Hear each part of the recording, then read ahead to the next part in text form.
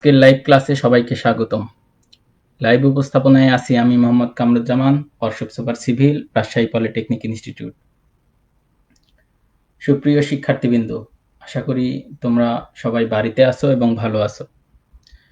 আমি তোমাদের সিভিল বিভাগের চতুর্থ পর্বের স্ট্রাকচারাল মেকানিক্স বিষয় থেকে ধারাবাহিকভাবে আলোচনা করছি। তারই ধারাবাহিকতায় আজকে তৃতীয় অধ্যায় থেকে কিছু অংশ আলোচনা করব।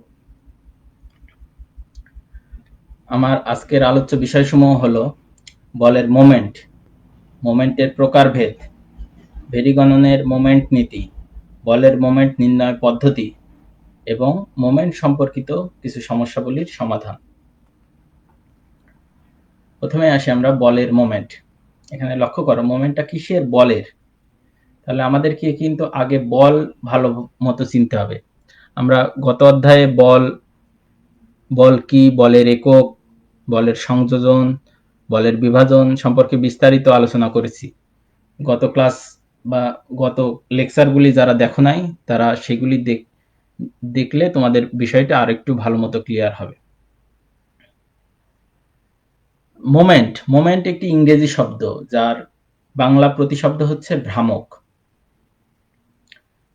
মোমেন্ট হচ্ছে বস্তুর ঘূর্ণন ক্রিয়া। তাহলে বলের মোমেন্ট কি হবে? বলের মোমেন্ট হচ্ছে বস্তুর উপর প্রযুক্ত বলের ঘূর্ণন ক্রিয়া।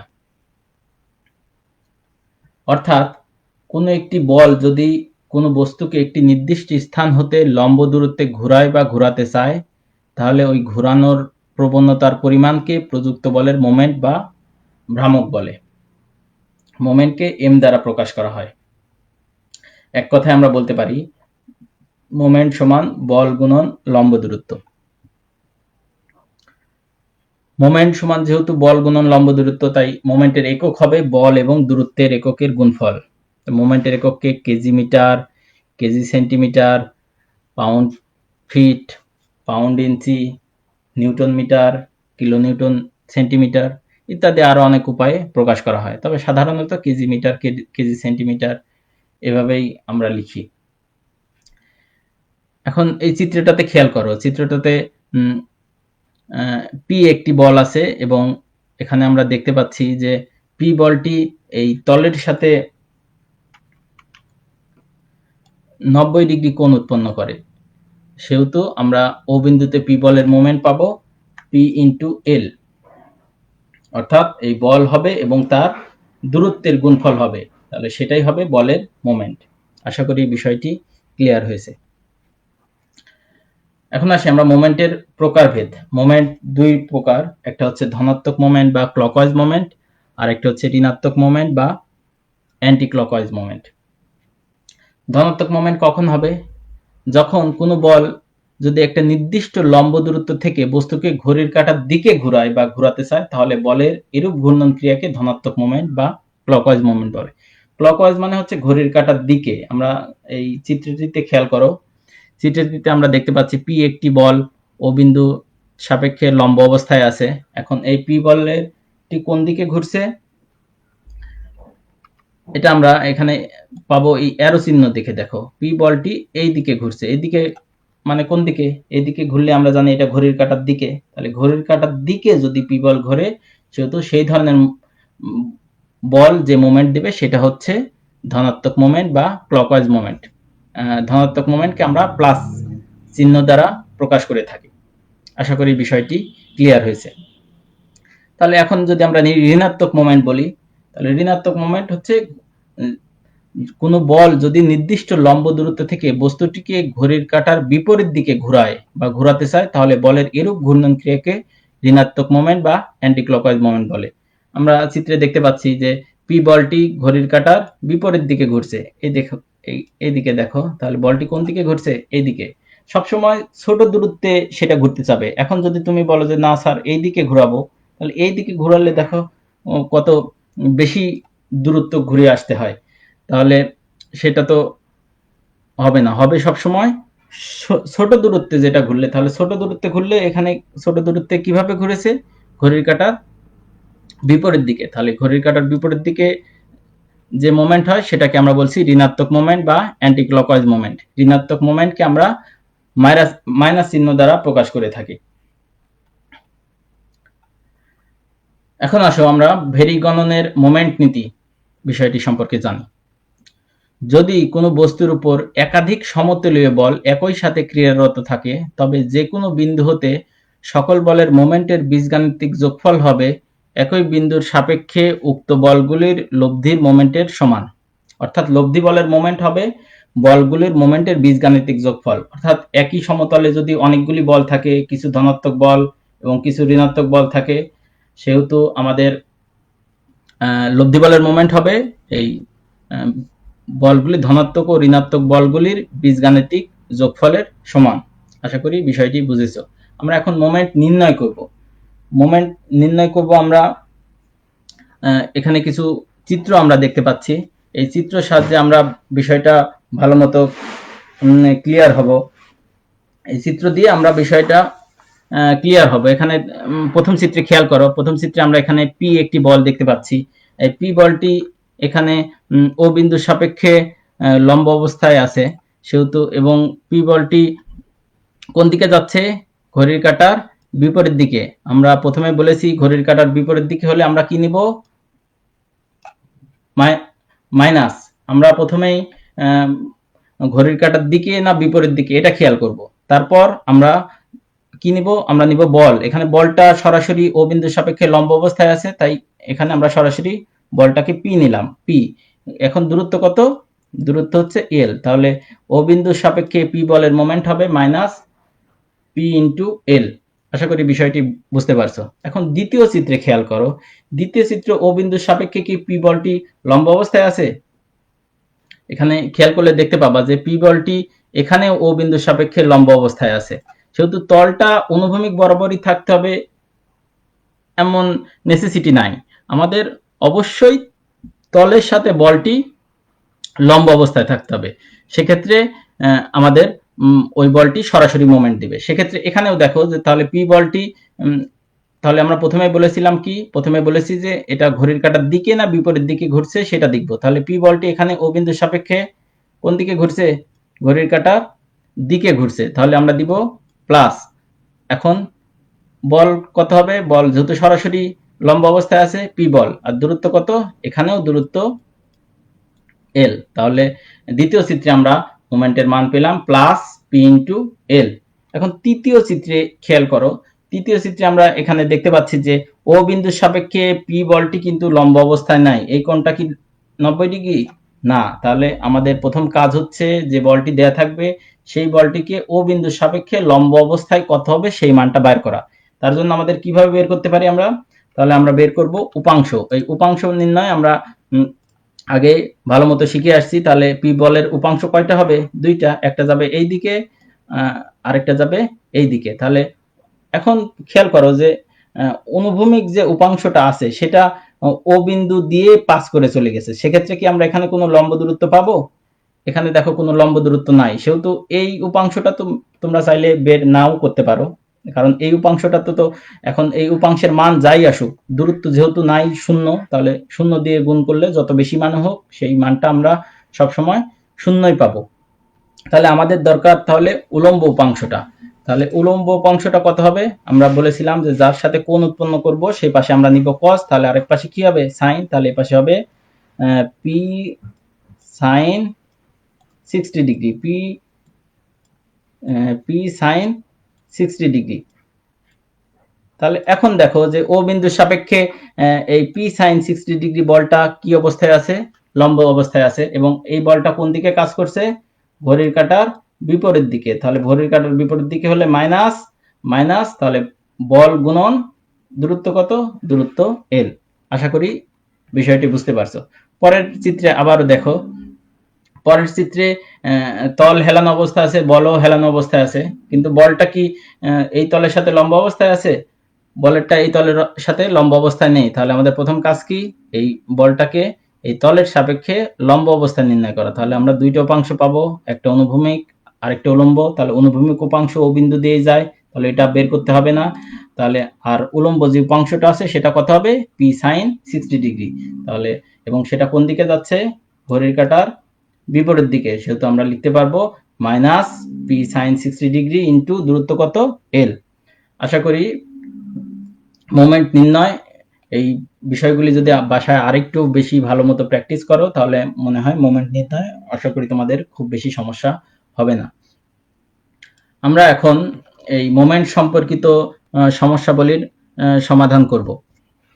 প্রথমে যে সমস্যাটি আমরা নিচ্ছি সেটা দেখো যে চিত্রের ক্র্যাঙ্কটিকে, এই চিত্রটি দেয়া থাকবে, ক্র্যাঙ্কটিতে পি বলের মান, এখানে দেখো এখানে পি একটি বল আছে, এই বলের মান কত হলে এটি সাম্যাবস্থায় থাকবে। সাম্যাবস্থা মানে কি, এই দুই পাশে সমান অবস্থায় থাকবে, স্থির অবস্থায় থাকবে এই বিন্দুর সাপেক্ষে।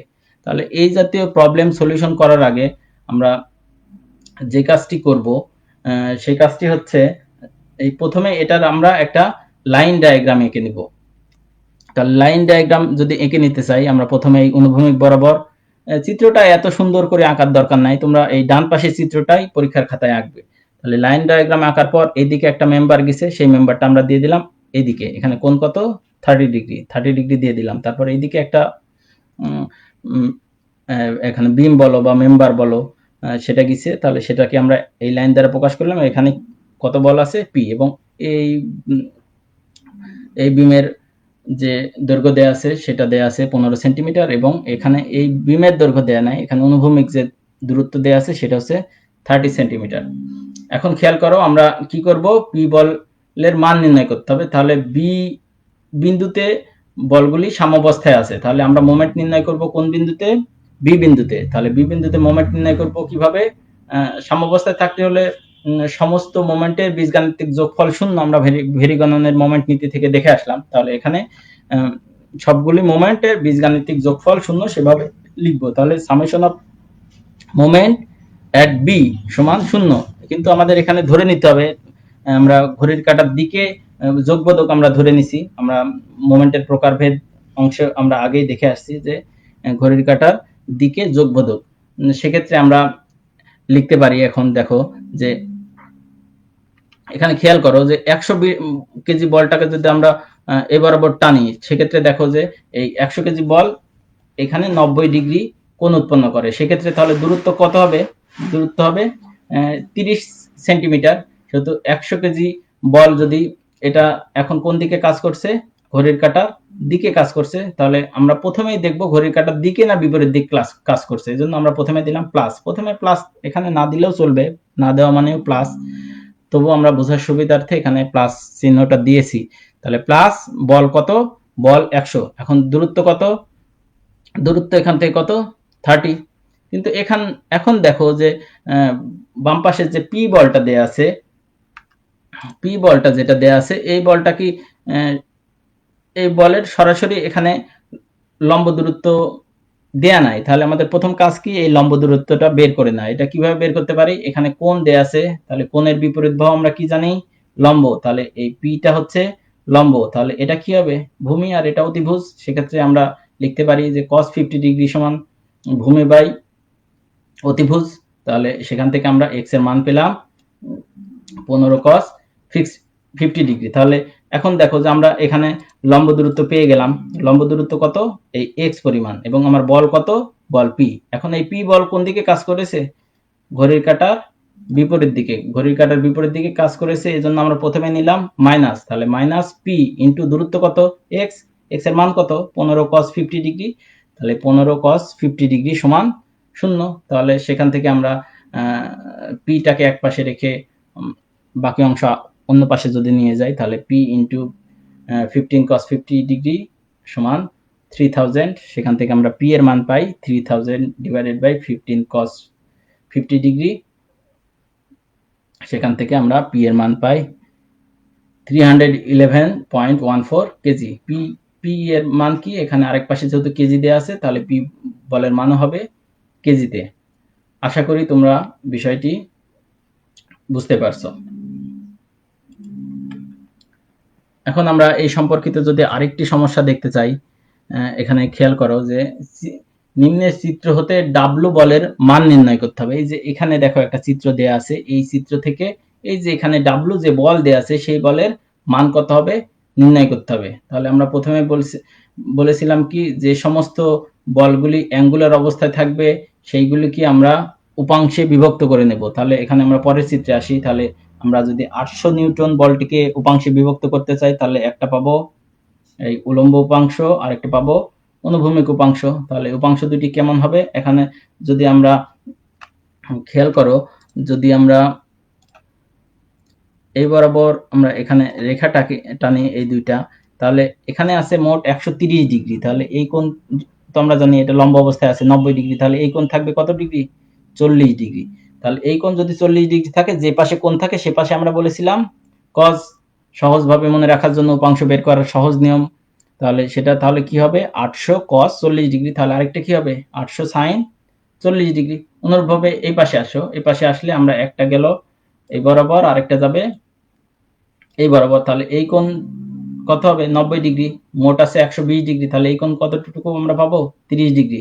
তাহলে এই ডাব্লুর 30 ডিগ্রি এই পাশে আসে, তাহলে এই পাশে কি হবে cos, আরেক পাশে sin, তাহলে এই পাশে হবে ডাব্লু cos 30 ডিগ্রি, আর এই পাশে আমরা পেলাম ডাব্লু sin 30 ডিগ্রি। এখন দেখো যে আমাদের এ বি সি তিনটা বিন্দু আছে, কোন বিন্দুতে মোমেন্ট নিতে হবে বলে নাই।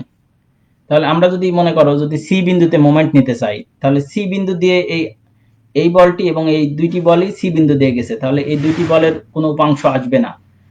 তাহলে এখানে ডাব্লু, এখানেও ডাব্লু আছে, কোনো বল জানা নাই, আমরা কোনো মান বের করতে পারবো না। আবার যদি এই বি বিন্দুতে মোমেন্ট নেই, তাহলে এখানে দেখো ডাব্লু cos 30 ডিগ্রি এবং ডাব্লু sin 30 ডিগ্রি দুইটাই বি বিন্দু দিয়ে গেছে। তাহলে যে যদি সেই বিন্দু দিয়েই বলটা যায়, তাহলে আমরা বলেছিলাম সেই বলটা কি করবে না, মোমেন্ট দিবে না, সেহেতু শুধু এই দুইটা বল মোমেন্ট দিবে, সেহেতু আমরা কোনো কিছু বের করতে পারবো না। কিন্তু দেখো এ বিন্দুতে যদি মোমেন্ট নেই, তাহলে ডাব্লু পাবো এবং এই বলটাও থাকে, সেহেতু আমাদের এ বিন্দুতে মোমেন্ট নিতে হবে। তাহলে এই বিন্দুতে কিভাবে মোমেন্ট নিব, সামেশন অফ মোমেন্ট এট এ সমান 0 লিখবো এবং ঘড়ির কাঁটার দিকে পজিটিভ লিখবো। এখন আসো যে আমরা মোট আমাদের এখানে বল আছে কয়টা, 1 2 3 4টি। তাহলে আমরা এখন 4টি বলকেই চেক করে দেখবো যে এটা আসলে কোন বলটা মোমেন্ট দেয়। আমরা প্রথমে যদি ডাব্লু cos 30 ডিগ্রি এ বিন্দুর সাপেক্ষে চিন্তা করি, তাহলে এই বলটা কি আছে, এ বিন্দুর সাপেক্ষে 90 ডিগ্রি আছে, এখানে এই কোণ 90 ডিগ্রি, তাহলে ডাব্লু cos 30 ডিগ্রি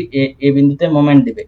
কত মোমেন্ট দিবে, তার আগে আসো এটা এ বিন্দুর সাপেক্ষে ঘড়ির কাঁটার দিকে না বিপরীত দিকে ঘুরছে, এখানে আমরা দেখছি এ বিন্দুর সাপেক্ষে ঘড়ির কাঁটার দিকে ঘুরছে। ঘড়ির কাঁটার দিকে ঘুরলে আমরা দিব প্লাস, তাহলে প্লাস এখানে ডাব্লু cos 30 ডিগ্রি ইন্টু দূরত্ব কত, দূরত্ব এই লম্ব দূরত্ব এখানে কত দেয়া আছে 16 সেন্টিমিটার, তাহলে ইন্টু 16। তাহলে এখন দেখো এইটা তাহলে আমাদের হয়ে গেল। এখন দেখো ডাব্লু sin 30 ডিগ্রি এইটা কি মোমেন্ট দিবে, এটা মোমেন্ট দিবে না। কেন, এই বলটা সরাসরি এ বিন্দু দিয়ে পাস করে যায়, যে বিন্দুতে মোমেন্ট নিব বল যদি সেই বিন্দু দিয়ে যায় সেই বল মোমেন্ট দিবে না, তাহলে এটা মোমেন্ট দিবে না। এখন আবার দেখো 800 sin 40 ডিগ্রি এটাকে যদি পিছনের দিকে টানো, এটাও কি করবে এ বিন্দু দিয়ে যায়, তাহলে এই বলটাও মোমেন্ট দিবে না। তাহলে আর কোনটা মোমেন্ট দিবে 800 cos 40 ডিগ্রি, এবং এই বলটা কি করেছে এ বিন্দুর সাথে লম্ব অবস্থায় আছে। তাহলে আমরা প্রথমেই দেখে নেব যে এটা ঘড়ির কাঁটার দিকে না বিপরীত দিকে ঘুরছে। তাহলে এটা কি করছে, আমাদের এখানে দেখছি ঘড়ির কাঁটার বিপরীত দিকে ঘুরছে, তাহলে মাইনাস 800 cos 40 ডিগ্রি ইন্টু দূরত্ব কত, এখন আমরা কোন দূরত্ব নেব, সবসময় বল যেদিকে থাকবে দূরত্ব হবে তার লম্ব বরাবর। তাহলে এই দিকে বল আছে, দূরত্ব নেব কোনটা, এইদিকে। প্রথমটাই দেখো যে এইদিকে বল ছিল, দূরত্ব নিছি কোনটা, এইদিকে। যেদিকে বল থাকবে তার লম্ব বরাবর দূরত্ব নিতে হবে, এই কথাটা একটু ভালো মতো মনে রাখতে হবে। তাহলে এটাকে যদি আমরা এখন ক্যালকুলেশন করি, তাহলে 13.86 ডব্লিউ সমান 12,256.71, সেখান থেকে আমরা ডাব্লু মান যদি পাই 884.32। এখানে যেহেতু বলগুলি নিউটনে ছিল সেহেতু ডাব্লুর মান পেলাম নিউটনে। আমরা বারবার একটা কথা বলি যে আমরা যে কোনো ধরনের প্রবলেম সলিউশন করলে অবশ্যই তার এককটা প্রশ্নের শেষে অবশ্যই সেটা উল্লেখ করতে হবে, না হলে মার্কস কাটা যাবে। তাহলে আশা করি এই অঙ্কটিও বুঝতে পারছো। এখন আসো পরের আমরা আরেকটি প্রবলেম দেখি যে নিম্নের চিত্র অনুযায়ী একটি ক্র্যাঙ্কের উপর দুটি বল কাজ করছে। এখানে দেখো 500 কেজি এবং 200 কেজি দুটি বল কাজ করছে। এ বিন্দুতে বল দ্বয়ের মোমেন্ট কত এবং ক্র্যাঙ্কটি কোন দিকে ঘুরবে। তাহলে এ বিন্দুতে বল দ্বয়ের মোমেন্ট নির্ণয় করতে হবে এবং ক্র্যাঙ্কটি কোন দিকে ঘুরবে সেইটা নির্ণয় করতে হবে। আমরা প্রথমে বলেছিলাম এইভাবে চিত্র আঁকার প্রয়োজন নাই, আমরা লাইন ডায়াগ্রাম অনুযায়ী চিত্র আঁকবো। তাহলে এখানে দুইটা বল আছে, দুইটাই এ বিন্দুর সাপেক্ষে কোনো বলই কিন্তু সরাসরি লম্ব অবস্থায় নাই, তাহলে আমাদের প্রথম কাজ কি, এটার উপাংশ বের করে নেওয়া। তাহলে এখানে 30 ডিগ্রি আছে, তাহলে উপাংশ পাবো একটা এই বরাবর, আরেকটা পাবো এই বরাবর। তাহলে এই বরাবর উপাংশ হবে 500 cos 30 ডিগ্রি, কিন্তু এইটা এ বিন্দু দিয়ে সরাসরি গেছে, এই জন্য এই বলটা আর বের করার প্রয়োজন নাই। যেহেতু এটা কোনো মোমেন্ট দিবে না, সেহেতু এই উপাংশটা আমরা আর এখানে লিখিনি। তাহলে উলম্ব উপাংশ কত হবে, এখানে কোণ নাই, কোণ যে পাশে কোণ সে পাশে cos থাকলে আরেক পাশে sin অটোমেটিক। তাহলে এখানে আমরা পেলাম 500 sin 30 ডিগ্রি। অনুরূপভাবে এখানে দেখো আমরা 200 কেজির উলম্ব উপাংশ কত পাচ্ছি, 200 sin 60 ডিগ্রি। এখানে অনুভূমিক উপাংশ এটাও যেহেতু এই বিন্দু দিয়ে গেছে, এখানে এটাও আমরা নেগলেক্ট করেছি। এখানে তাহলে আমরা কি বলছি, এ বিন্দুতে বল দেওয়ার মোমেন্ট কত, এখানে কিন্তু সাম্যাবস্থা বলে নাই, এ বিন্দুতে বল দেওয়ার মোমেন্টই পরিমাণটা নির্ণয় করতে বলেছে। এখানে কিন্তু এই জন্য আমরা সমান 0 লিখি নাই।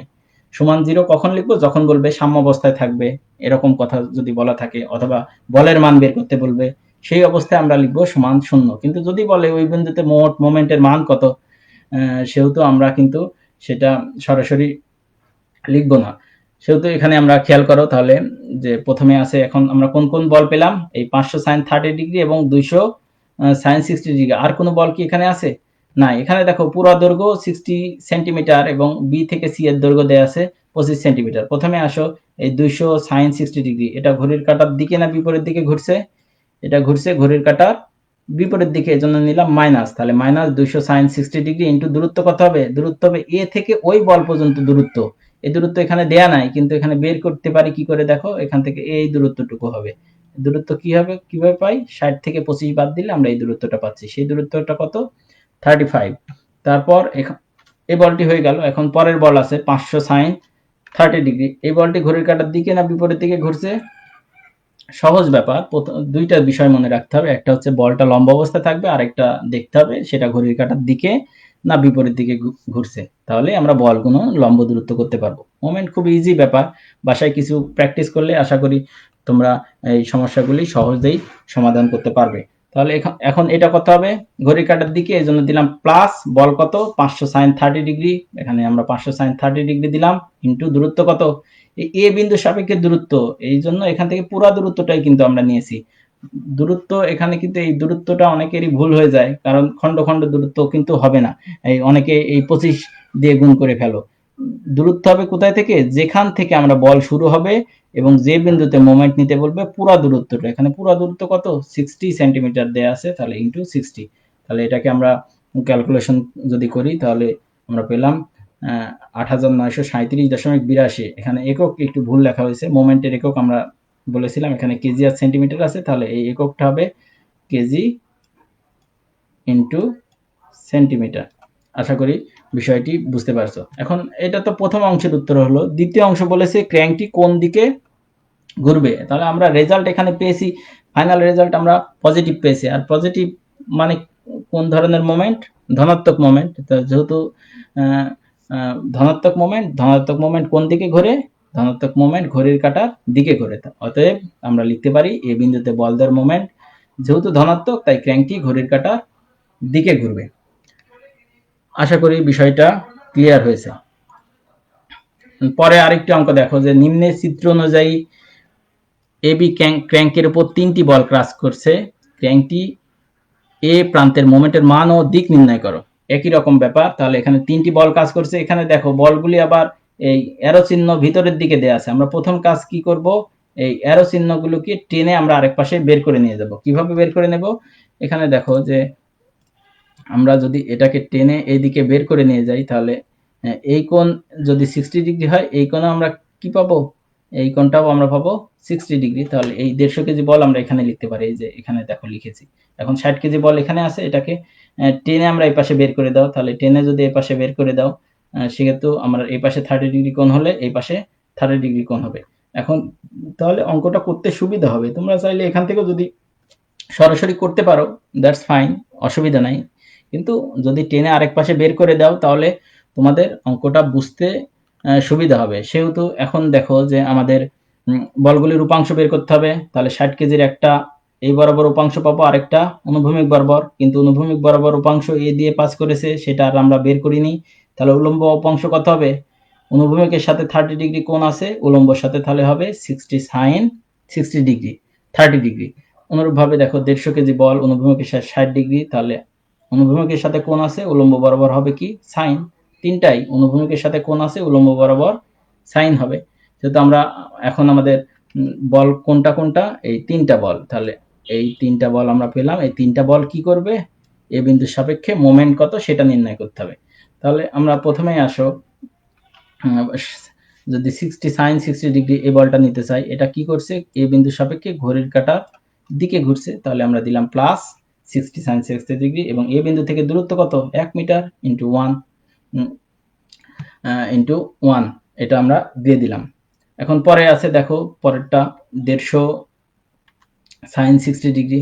এখন 150 sin 60 ডিগ্রি কি করছে, এ বিন্দুর সাপেক্ষে ঘড়ির কাঁটার বিপরীত দিকে ঘুরছে, তাহলে ঘড়ির কাঁটার বিপরীত দিকে যদি ঘোরে তাহলে আমরা কি দিব, মাইনাস। তাহলে বলটা কত, 150 sin 60 ডিগ্রি। কিন্তু এখন দেখো এই এ বিন্দু থেকে এই পর্যন্ত পুরা দূরত্ব কত, দূরত্ব এখানে দেয়া আছে 1.5, এখানে দেয়া আছে 1, তাহলে এ থেকে পুরা দূরত্ব হবে, এই কথাটা কিন্তু অবশ্যই মাথার মধ্যে রাখতে হবে। এই দূরত্ব কিন্তু তোমাদের অনেকেরই ভুল হয়ে যায়।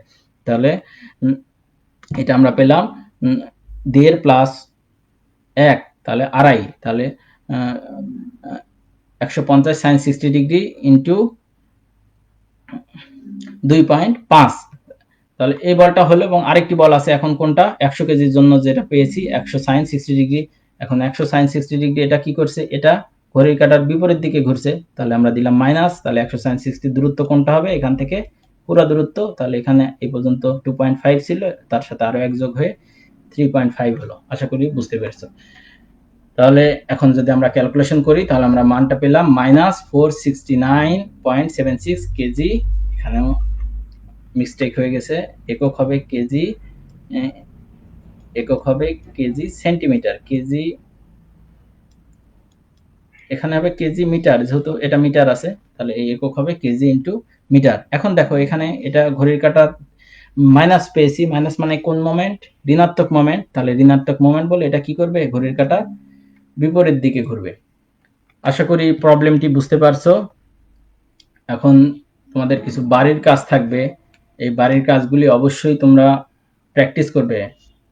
স্ট্রাকচারাল মেকানিক্স বিষয় শুধু বুঝলে হবে না, সাথে সাথে বাসায় যদি প্র্যাকটিস করো তাহলে হয়তো তুমি তোমার সমস্যাটা বুঝতে পারবে। আর যদি অঙ্ক করতে যে সমস্যা মনে হয় তখন তুমি লেকচারটা আরেকবার রিভিউ করে নিলে আশা করি স্ট্রাকচারাল মেকানিক্স বিষয়ে তোমাদের আর কোনো সমস্যা থাকবে না। তাহলে বাড়ির কাজ কি কি থাকবে, বলের মোমেন্ট বলতে কি বুঝো, মোমেন্ট কত প্রকার ও কি কি, এবং একটা চিত্র দেয়া আছে আগের চিত্রটাই, সেটার বলের আমি ডিরেকশন চেঞ্জ করে দিছি, সেটা তোমরা মোমেন্টের মান ও দিক নির্ণয় করবে। এই ক্লাসটি যদি পুনরায় দেখতে চাও তাহলে ভিজিট করতে হবে জাতীয় দক্ষতা বাতায়নে। ওয়েবসাইটের লিংক হলো www.skills.gov.bd/dt পেজ। সকলকে ধৈর্য সহকারে ক্লাস দেখার জন্য আবারও ধন্যবাদ জানিয়ে আজকের মতো এখানেই শেষ করছি।